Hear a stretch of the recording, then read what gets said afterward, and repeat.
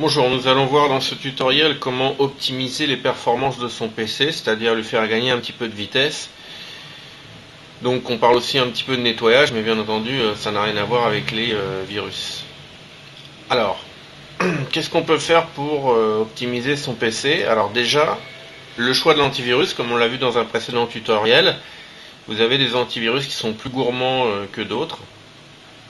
Donc il faut faire attention au moment de choisir son antivirus, d'en choisir un qui ne prend pas trop de ressources, de même que pour les pare-feux, ce sont ces logiciels de sécurité qui prennent généralement le plus de ressources puisqu'ils surveillent votre système en permanence et ils sont donc en mémoire vive. Ensuite, faites attention aussi de mettre à jour vos logiciels. Vous avez certains logiciels, quand vous les mettez à jour, qui peuvent être un petit peu plus lourds, mais d'autres plus légers. Par exemple, certains navigateurs, comme Internet Explorer, sont plus rapides dans leur dernière version que dans les versions précédentes. Donc essayez toujours d'avoir les dernières versions de vos navigateurs et de certains de vos logiciels. Ensuite, pensez à désinstaller les logiciels que vous n'utilisez pas. Il y en a qui se chargent aussi dans la mémoire vive ou qui alourdissent la base de données de Windows. Et d'une manière générale, plus vous avez de logiciels dans votre ordinateur, plus ça ralentit votre ordinateur.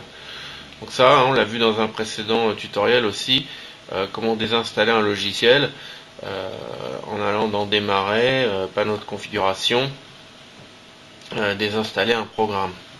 Voilà, après faites attention à ce que vous désinstallez, ne désinstallez que ce que vous connaissez, ne faites pas de bêtises. Ensuite, vous pouvez nettoyer ce qu'on appelle les fichiers temporaires et inutiles. Alors vous avez des petits logiciels par exemple comme CCleaner ou EasyCleaner, où il y en a plein dans le genre. Bon, CCleaner est pas mal. Donc évidemment c'est gratuit, vous pouvez le télécharger sur internet et l'installer.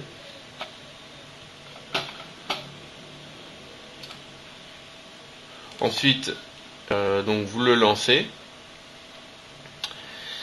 Là, vous pouvez soit lui dire de nettoyer directement les fichiers inutiles, soit voir un petit peu avant qu'est-ce qu'il trouve en faisant d'abord une analyse ici, en faisant analyser et ensuite nettoyer.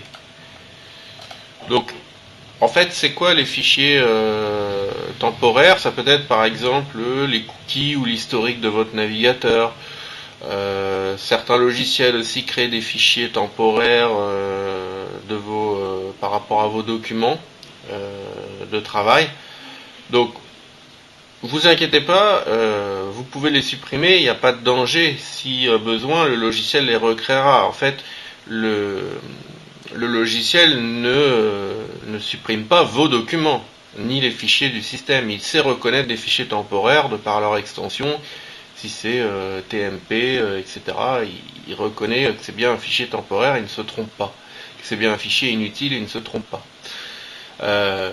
Voilà. Alors, en fait, dans un premier temps, des fois, les fichiers temporaires aident à accélérer le travail sur un document, mais au bout d'un moment, s'il y en a vraiment beaucoup, ça peut quand même ralentir votre système.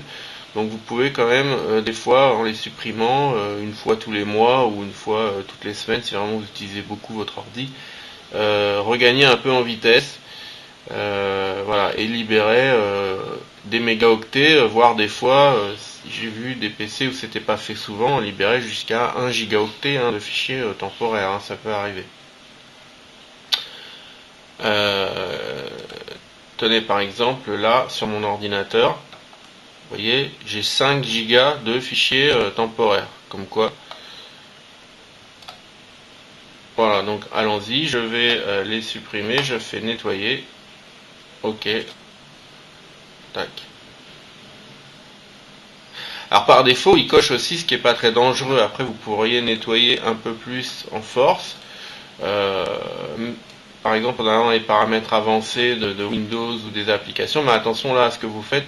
Du coup, ça peut après, vous pouvez perdre des personnalisations au niveau de Windows ou de vos environnements logiciels. C'est bien aussi de garder en mémoire les personnalisations des logiciels et des environnements aussi.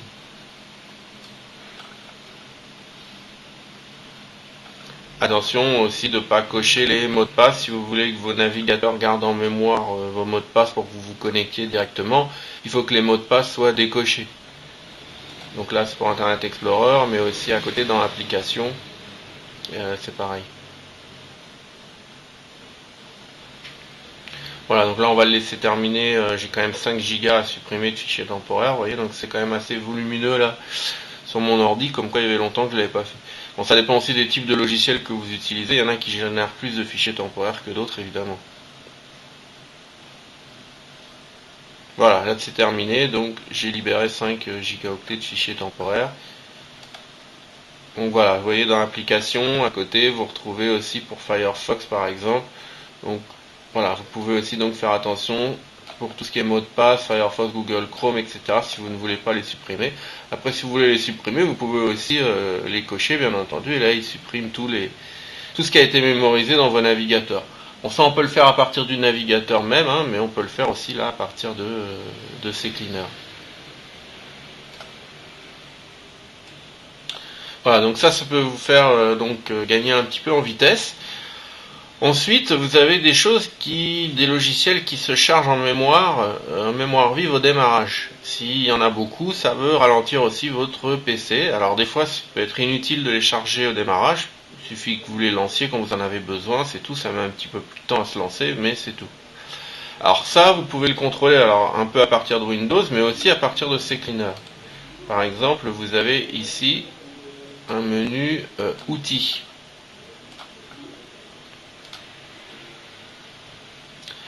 Ensuite, vous avez un sous-menu ici, démarrage.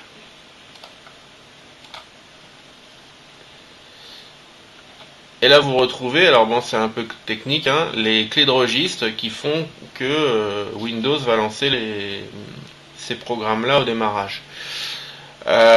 Si vous supprimez la clé de registre, ça peut être dangereux, surtout si c'est pas un programme, mais si c'est un driver ou autre qui est nécessaire au fonctionnement de votre ordinateur. Donc faites attention à ce que vous faites. Si vous ne reconnaissez pas la clé de registre, surtout ne la supprimez pas. Après, donc supprimez les logiciels que vous connaissez, que vous pensez inutile de lancer tout de suite. Par exemple, j'ai installé le logiciel là, HDD Elf, pour vérifier la santé de mes disques durs. Bon, admettons, je ne veux pas le lancer au démarrage. Je clique dessus. Alors, donc comme je vous disais, la chose à ne pas faire quand vous sélectionnez une clé de registre, c'est de faire effacer. Après, vous ne pourrez pas la remettre. En fait, ce que vous pouvez faire à la rigueur, qui n'est pas très dangereux, c'est la désactiver. Parce que si vous cliquez sur désactiver, vous pouvez toujours la réactiver plus tard si vous voyez que vous êtes trompé ou si vous décidez que le programme se relance au démarrage. Donc, vous voyez là, hop, je sélectionne et je vais cliquer ici sur désactiver. Voilà.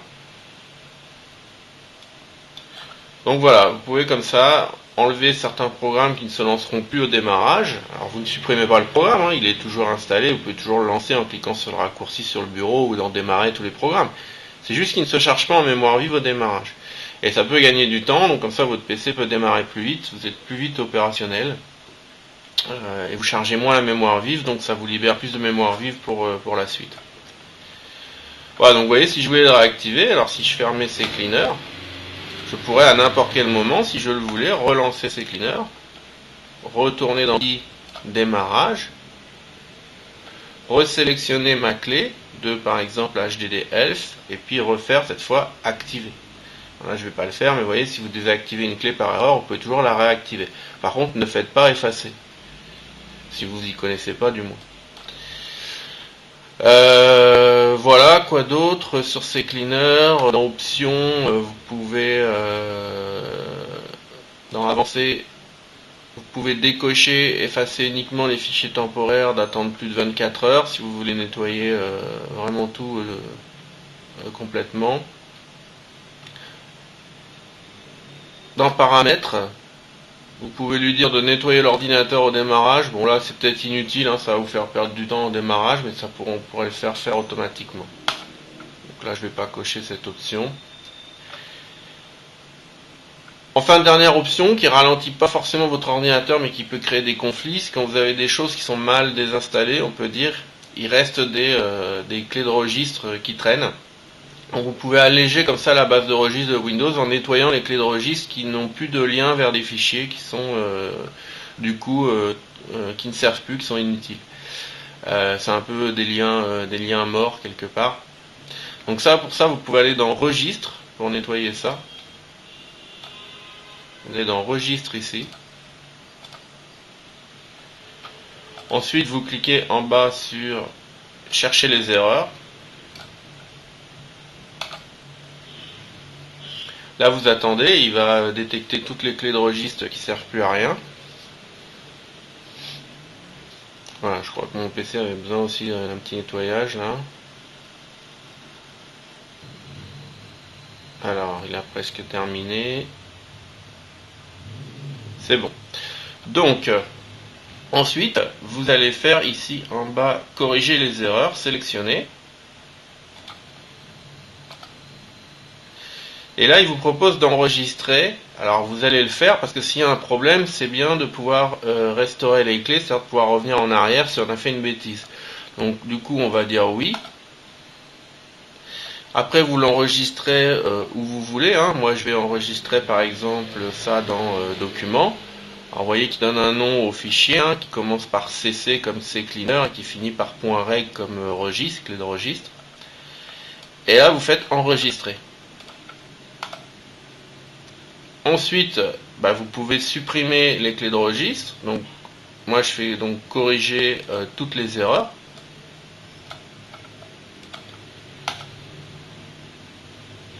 Donc là, normalement, ça va assez vite. Hein. Moi, j'en ai beaucoup, donc ça prend un certain temps, mais sinon, ça dure une fraction de seconde.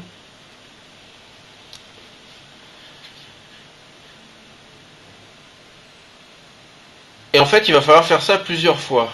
Des fois que 2 fois, mais des fois 3 fois, 4 fois, parce que en supprimant certaines clés, il redécouvre d'autres liens inutiles, d'autres liens morts. Donc, du coup,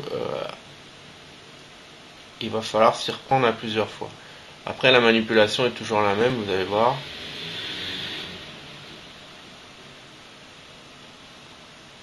Voilà, donc là, je fais fermer.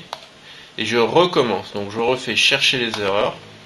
Donc là, forcément, il va en trouver moins. Hein. J'en avais 600 au début. Là, je vais en avoir moins.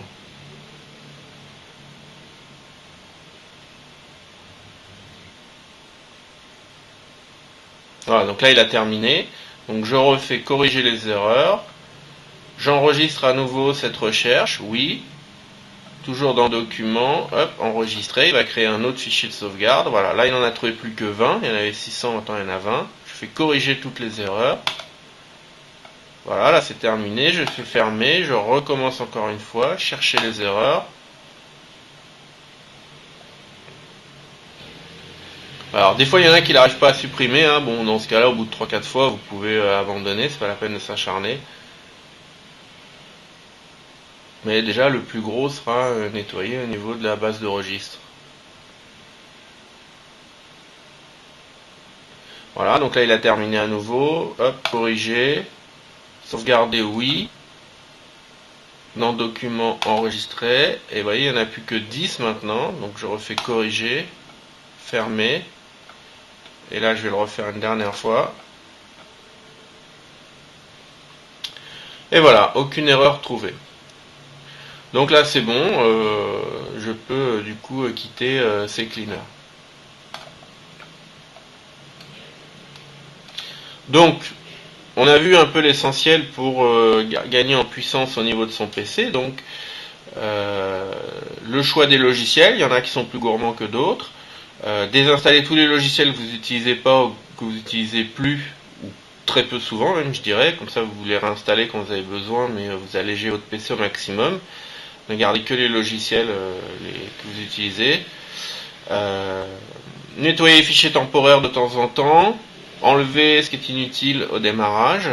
Et là déjà vous allez gagner pas mal en puissance. Après il y a toujours d'autres choses à faire. Là on va pas rentrer dans les petits détails. À une époque on parlait beaucoup de défragmentation. Je suis pas sûr que maintenant ça fasse un gain énorme en vitesse. Pourquoi? Parce que les disques durs maintenant sont d'accès assez rapide, beaucoup plus rapide qu'à l'époque. Donc du coup on voit très peu la différence entre avant et après une défragmentation. Voilà, donc on va peut-être pas s'attarder là-dessus. Donc ça c'était du point de vue logiciel, comment améliorer les choses d'un point de vue logiciel. Alors évidemment, le ralentissement d'un PC peut être aussi le signe d'une infection, mais là je vous renvoie à un précédent tutoriel. Un ralentissement peut être aussi dû à un problème matériel, donc dans ce cas-là, il faut que vous fassiez un test de votre mémoire vive par exemple et de votre matériel. Donc je vous renvoie pour ça à un site. Alors déjà pour le test de la mémoire, vous avez le petit logiciel Memtest qui est assez efficace. Et sinon pour tester tout votre matériel, vous avez un bon panel d'outils sur le site Comment ça marche. Donc vous pouvez dans Google taper tester son matériel, comment ça marche, toc, et là vous cliquez sur le premier lien et vous allez trouver un bon tutoriel sur le sujet.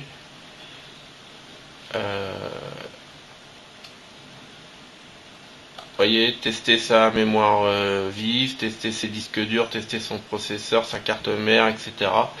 Voilà, puisque des fois aussi un problème matériel peut être le signe d'un ralentissement de l'ordinateur. Enfin, pour terminer sur l'aspect matériel, vous pouvez à pas cher booster un petit peu votre ordinateur en rajoutant la mémoire vive. Si vous rajoutez 1 giga ou 2 gigas de mémoire vive, je sais pas, ça peut vous coûter des fois que 20 €, et ça peut augmenter quand même considérablement la vitesse de votre ordinateur, en attendant évidemment de racheter un nouvel ordinateur plus puissant. Voilà, donc je crois qu'on a à peu près fait le tour pour tout ce qui était donc optimiser les performances de son PC, optimiser la vitesse de son PC.